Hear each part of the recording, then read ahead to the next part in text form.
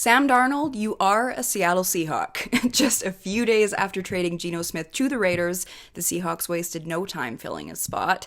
They signed Darnold to a 3-year contract worth $100.5 million, so it works out to about $33 million per year.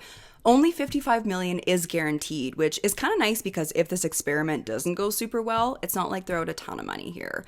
So they're paying him slightly less than what they had offered Geno Smith. It was reported that they offered him a 2-year deal in his desired salary range of about $45 million, but alas, he's out the door to Vegas.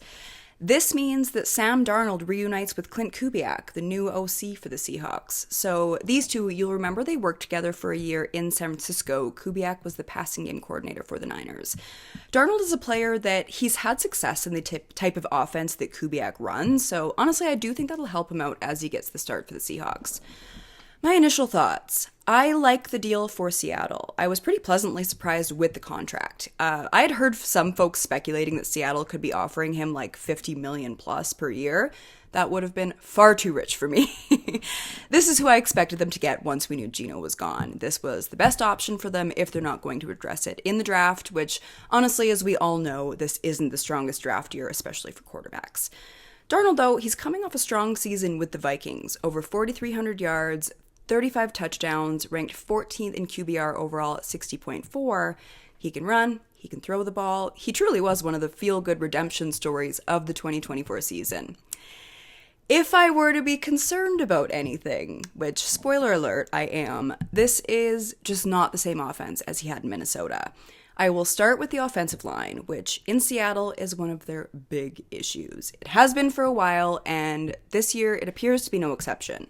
When I look at the depth chart, it is bleak. So it hasn't been without them trying either. They've invested 7 draft picks on offensive linemen over the past 3 years.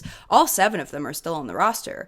But I think it speaks to their need for maybe a veteran lineman that they don't have to develop and he can come in and get them some immediate help.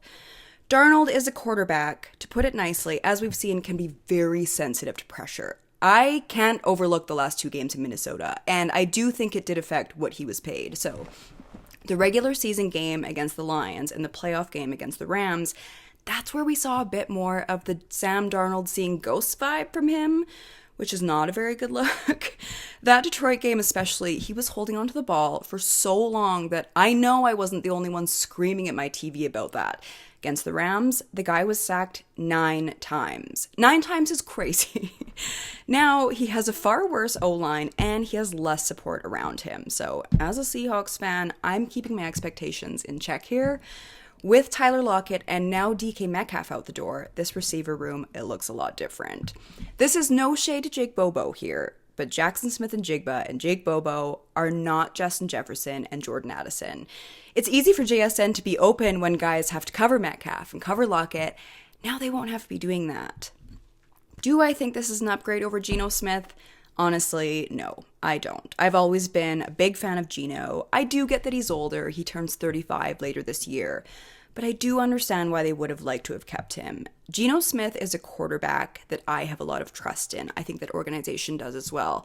I don't always have that same level of trust in Sam Darnold. I just need to see it, and see it for a while. I need to see some consistency. If he's going to be successful on this team, they have to prioritize the offensive line in both the free agency and in the draft. They got to get the run game going, and they got to get him another receiver. So the one thing, though, the really bright spot on this team, I love their defense. I think bringing back Ernest Jones was a good move. They re-signed Jaron Reed. I do feel hopeful that this defense will keep them in a lot of games and take some of the pressure off him so he doesn't have to go in and do it all. Now, they also have a ton of draft picks, so 5 in the first 3 rounds alone. It gives them so much more wiggle room to fill some of those much-needed positions, because, let's be honest, there are quite a few now, especially on offense. Now that they have the quarterback sorted, I think with that 18th overall pick, you just go in and you get the best offensive player available. John Schneider, he's taken a lot of risks. I think he will continue to. Overall, in the long term, these could be really good moves for the Seahawks, especially with all that draft capital that they're getting. It just may not happen right away. As I mentioned, Sam Darnold will need some serious help around him in the short term. He just isn't a finished product. We've seen the good, the bad, the ugly. So which version are we going to see this season? What are your thoughts on the Seahawks this year, and how do you think Sam Darnold is going to do in this offense? Let us know in the chat, and thanks for watching.